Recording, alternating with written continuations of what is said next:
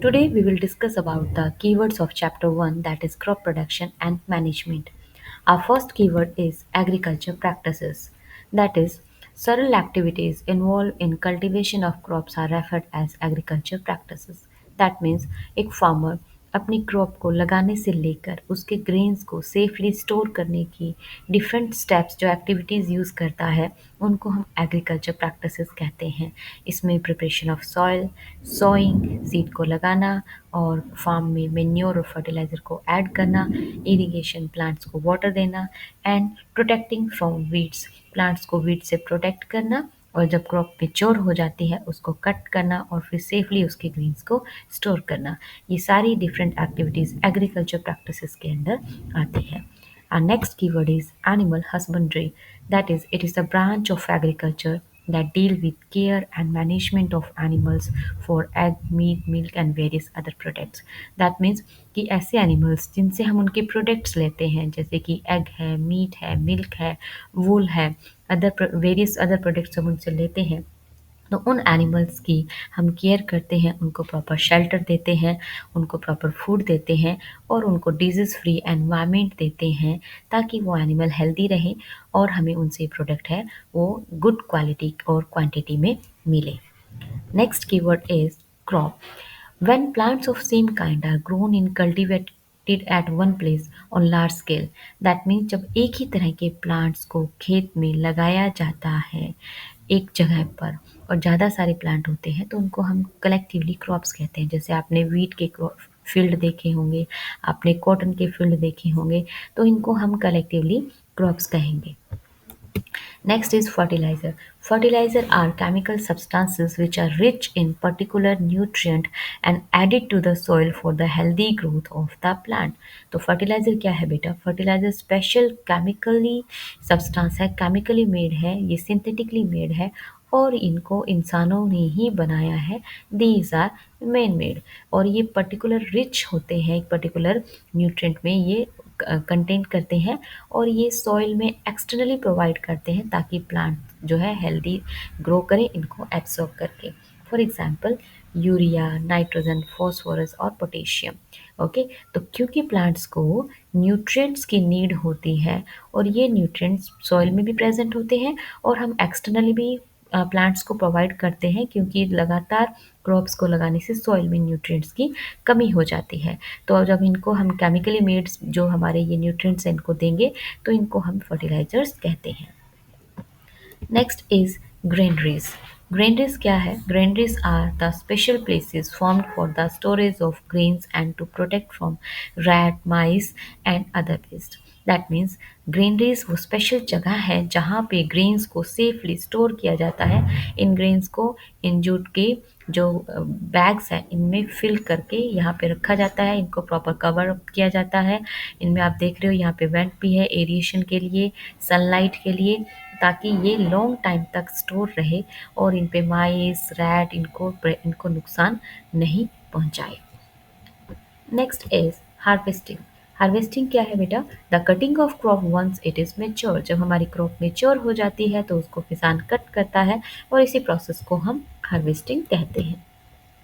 Next is irrigation, that is the supply of water to the crop at regular interval. हम हमारी crops को regular interval में यानी कि टाइमली कुछ कुछ समय अंतराल के बाद जैसे जिस क्रॉप्स की नीड होती है उसके अकॉर्डिंग हम उनको पानी देते हैं, जिसको हम इरिगेशन कहते हैं। पानी क्यों देते हैं? क्योंकि भाई प्लांट तो फोटोसिंथेसिस करता है और फोटोसिंथेसिस की प्रोसेस में वाटर की भी नीड होती है और प्लांट अपना फूड बनाता है इस प्रोसेस से, तो हम इनको वाटर सप्लाई करेंगे और इसको हम इरिगेशन कहेंगे। नेक्स्ट इज खरीफ। खरीफ क्या है? Kharif the crop which are grown in rainy season. ऐसी क्रॉप्स जिनको रेनी सीजन में लगाते हैं। रेनी सीजन में क्यों लगाते हैं? क्योंकि इन क्रॉप्स की जो वाटर की रिक्वायरमेंट है वो ज़्यादा होती है और इनको जो अदर कंडीशंस है वो इसी सीजन में मिलती है। फॉर एग्जांपल पैडी है, मेज़ है, कॉटन है, ये हमारी खरीफ की क्रॉप है। Next is manure. मेन्योर क्या है? मेन्योर भी जो है न्यूट्रिएंट रिच सब्सटेंसेस है, लेकिन अब ये नेचुरल सब्सटेंसेस है। हमने फर्टिलाइजर्स पढ़े थे, वो केमिकली मेड थे, वो सिंथेटिकली मेड थे, लेकिन ये नेचुरल सब्सटेंस है और ये कौन बना रहा है इसको? इसको बना रहे हैं माइक्रो ऑर्गेनिजम्स। किसकी हेल्प से? जो है कैटल डंग है, ह्यूमन वेस्ट है, प्लांट रेसिड्यू जैसे कि लीव्स है, फ्लावर्स है। तो इन सबको जब मिट्टी में जो प्रेजेंट माइक्रो ऑर्गेनिजम्स है वो सिंपलर फॉर्म में ले आते हैं और इसको हम मेन्योर कहते हैं। ये भी न्यूट्रिएंट है प्लांट्स के लिए बहुत अच्छे और ये नेचुरली मेड है। Next is plow, a farm tool used to tilling the soil, adding fertilizer to the crop, removing the weeds। ये इन सब के लिए काम आता है। एक फार्म टूल है, आप देख रहे हैं यहाँ पे, ये इसकी नोब है जो कि मेटल की बनी हुई है, बाकी सारी बॉडी इसकी वुड की बनी हुई है और इसको सॉइल को टिलिंग करने में यानी कि सॉइल को एक तरह से सॉफ्ट बनाने में, सॉइल हार्ड है, इसको जो ये खोद के उसको सॉफ्ट बनाएगा, इसके लम्प्स को और ज़्यादा जो है बारीक कर देगा, ताकि अब इसमें जब सॉइंग करेंगे, सीड्स लगाएंगे तो ईजिली इनमें रूट्स जो है वो निकल सके, ओके, और अच्छे से ग्रो कर सके। और इसके अलावा इसमें फर्टिलाइज़र ऐड करने के लिए भी यूज़ किया जाता है, वीड्स को निकालने के भी लिए यूज़ किया जाता है। और वीड्स क्या है बेटा? वीड्स अनवांटेड प्लांट्स हैं हमारी मेन क्रॉप के साथ। इसको भी आगे हम डिस्कस करेंगे। नेक्स्ट है रबी। रबी क्या है? The crop which are grown in winter season are called rabi crop. ऐसी क्रॉप जिनको हम सर्दियों में लगाते हैं, विंटर सीजन में लगाते हैं, वो रबी क्रॉप है। क्यों लगाते हैं भाई सर्दियों में? क्योंकि ये जो क्रॉप्स है इनको जो स्पेसिफिक और स्पेशल कंडीशन चाहिए वो विंटर्स में ही मिलती है, जैसे कि फ्लावरिंग के लिए, ठीक है। अब प्लांट में फ्लावर्स आ रहे हैं, फ्लावर्स आने के लिए लो टेम्परेचर चाहिए और लो टेम्परेचर तो सर्दियों में ही होता है ना। अब कौन कौन सी ऐसी क्रॉप्स है जो सर्दियों में लगा सकते हैं हम? व्हीट, गेहूँ आप सबने देखा होगा, ग्राम चना, मटर, सरसों, ये सब विंटर्स में लगती है और ये हमारी रबी की क्रॉप्स हैं।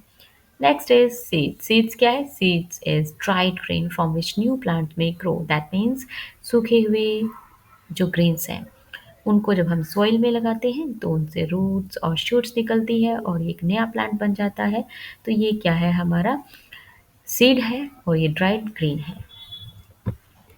Next is silos. साइलोस क्या है? लार्ज टैंक, आप इस पिक्चर में देख रहे हैं, use to store the grains. ये भी ग्रेन को स्टोर करने के लिए, ताकि लॉन्ग टाइम तक, लंबे टाइम तक स्टोर रखें और इनको हम ये यहाँ पर भी प्रोटेक्टेड रहे रैट से, माइस से और अलग किसी भी तरह के नुकसान से।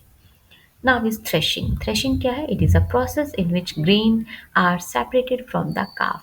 जो ग्रेन है अपने हस्क से सेपरेट करने की जो प्रोसेस है उसको हम जो है थ्रेशिंग कहते हैं। Next is sawing. सॉइंग क्या है? Placing of seeds in the soil at particular depth and distance to grow. बेटा सीड्स को हम एक पर्टिकुलर डिस्टेंस के साथ लगाते हैं और सॉइल में एक डेप्थ के साथ भी लगाते हैं ताकि ये अच्छे से ग्रो करें। और इनको डिस्टेंस और इस तरह से लगाने की क्या नीड है? क्योंकि जब बेटा ये ग्रो करेंगे तो प्रॉपर इनमें एरिएशन हो, प्रॉपर गैप हो। क्यों हो? ताकि जो लीव्स हैं उनके ऊपर इक्वली सनलाइट और एयर का जो सर्कुलेशन बना रहे। तो जितनी ज़्यादा ये आपके लीव्स एक्सपोज्ड होंगे सनलाइट में उतने ही अच्छे से ये फोटोसिंथेसिस करेंगे और उतने ही अच्छे से क्या होंगे, ये इनकी जो यील्ड है वो अच्छी होगी। तो प्रॉपर डिस्टेंसिंग साथ होंगे। वहीं अगर हम इनको एक साथ लगा देंगे तो प्लांट्स एक साथ ग्रो करेंगे एक ही जगह पे और एक ही जगह ग्रो करेंगे तो अच्छे से ग्रो नहीं कर पाएंगे और इनमें जो है लीव्स वगैरह एक्सपोज नहीं होंगी और ये न्यूट्रिएंट भी अच्छे से नहीं ऑब्जर्व कर पाएंगे। तो ये जो प्लांट हेल्दी ग्रो नहीं होंगे। Next is weeds. अब वीड्स क्या है? Unwanted plants along with main crop. बेटा ये हमारी मेन क्रॉप है, ठीक है। इस मेन क्रॉप के साथ हमारे जो अनवांटेड ग्रासेस लग जाती हैं, अपने आप ग्रो कर जाती है, ये वीड्स हैं। तो इनका क्या नुकसान है? क्यों हम इनको अनवांटेड कह रहे हैं? क्योंकि ये जो है हमारी मेन क्रॉप को हम जो न्यूट्रिएंट्स दे रहे हैं, हम मेन क्रॉप को जो वाटर दे रहे हैं, ये प्लांट भी इनको शेयर करेंगे, इनको ऑब्जर्व करेंगे और अगर कोई शेयरिंग हो गई है भाई तो हमारे मेन प्लांट को ही कम मिलेगा और जो हम नहीं चाहते क्योंकि हमारा मेन प्लांट ही हमारे लिए जो है यूज़फुल है, इसलिए ये अनवांटेड है और इनको फार्मर निकाल देता है। Next is storage. तो अभी हमने डिस्कस किया था बेटा ग्रीन ट्रीज। तो after harvesting keeping the green safely for the future use. जो ग्रीन्स हैं उनको फ्यूचर में जो है लंबे टाइम तक यूज़ करने के लिए उनको सेफली स्टोर कर देते हैं, उसी ही प्रोसेस को हम स्टोरेज कहते हैं। Next is weedicide. बेटा अभी हमने वीड्स की बात की, वीड्स क्या है? Unwanted plant. और साइड्स उनको किल करने के लिए केमिकल्स। तो ऐसे केमिकल्स जो कि वीड्स को किल करते हैं, that means weedicides are the chemicals used to kill the weeds without harming main crop. हमारी मेन क्रॉप को हार्म किए बगैर ये इन गासेस को, इन अनवांटेड प्लांट्स को किल करने के लिए जो केमिकल यूज़ होता है वो है वीडीसाइड्स। तो ये केमिकल बहुत ही लो डोज में यूज़ होते हैं, कम क्वांटिटी में यूज़ होते हैं, जिससे कि हमारी मेन क्रॉप इफेक्ट नहीं होती। Next one and last one is winnowing. It is a method of separation of grain from the husk with the help of wind. हवा की हेल्प से जो हमारी ग्रेन्स हैं उसको उसके हस्क से अलग करना की प्रोसेस है, उसको विनोइंग कहेंगे। तो यहाँ पे बेटा आप देख रहे हो कि जो हमारी ग्रेन्स हैं वो हैवी होंगे, वो एक जगह इकट्ठे हो जाएंगे। ओके। और जो हस्क है वो हवा में उड़ के, क्योंकि हल्की है, थोड़ी हवा में दूर तक जाएगी और वो अलग जगह इकट्ठी होगी। तो इससे हमारे ग्रेन्स एक से अलग हो जाएंगे अपने हस्क से, और इसी प्रोसेस को हम विनोइंग कहते हैं। सो आई होप आपको सब समझ में आया होगा। Thank you.